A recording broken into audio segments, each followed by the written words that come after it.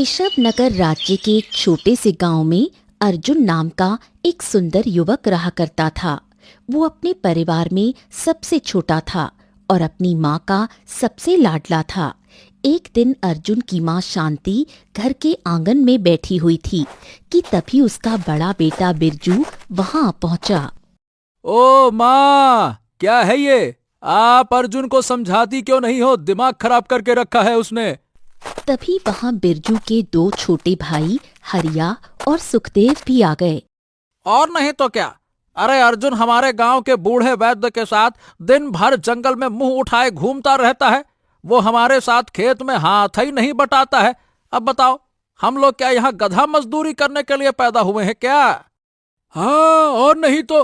अरे माँ, वो सबसे ज्यादा आपकी ही बात मानता है। आप कुछ कहती क्यों नहीं हो? अरे छोटा है तो क्या कंधे में बैठ के सर पे नाचेगा क्या? हाँ, नहीं तो। मैं अपने छोटे बेटे अर्जुन को जानती हूँ। वो हीरा है, हीरा। मेरा विश्वास है कि वो एक दिन बहुत आगे जाएगा। और माँ, ये बात तो मैं बहुत अच्छे से जानता हूँ कि आप हमेशा उसका ही गुणगान करती रहती हो। हमने भी आप ही की कोख से जन्म लिया है। हम कोई पराई नहीं है जो सड़क से उठा के लाई हो। लेकिन हमें साफ साफ दिखता है कि माँ की सारी ममता, माँ का सारा प्रेम हमको ना मिलता है तो सिर्फ अर्जुन को। ऐसा नहीं है। मैंने तुम सब में कभी कोई अंतर नहीं समझा।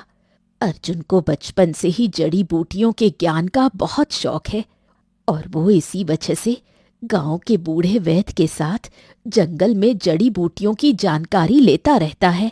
और मत भूलो, तुम्हारे पिताजी ने जाते समय बहुत मेहनत से बहुत सी संपत्ति कमाई थी।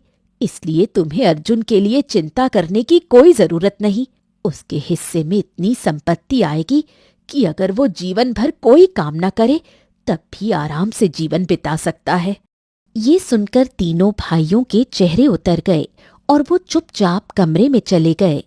देखा हरिया, माँ ने अभी भी अर्जुन का ही पक्ष लिया है। देख लिया तूने?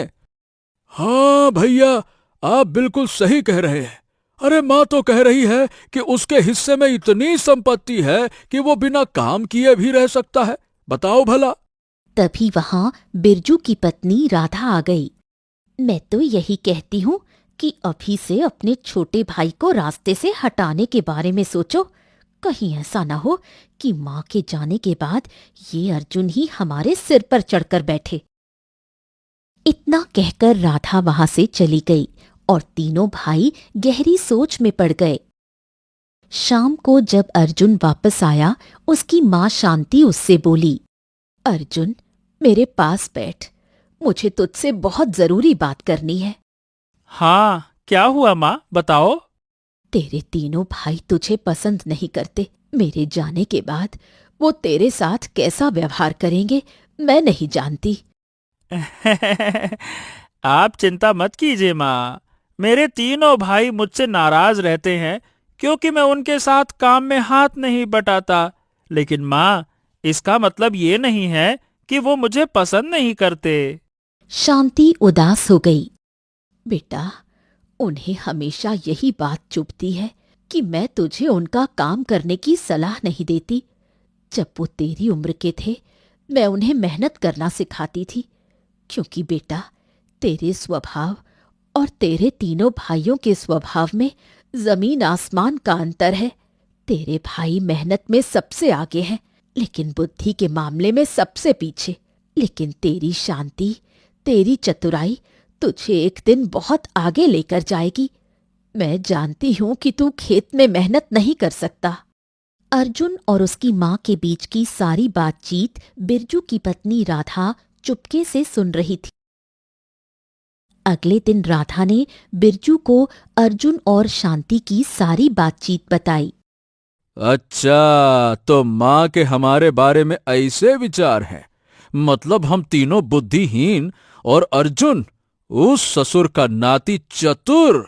ठीक है, अरे हम भी देख लेंगे वो अर्जुन को। नहीं तो।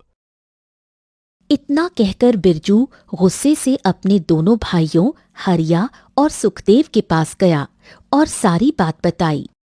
अरे बस, बहुत हो गया। मैं माँ से बात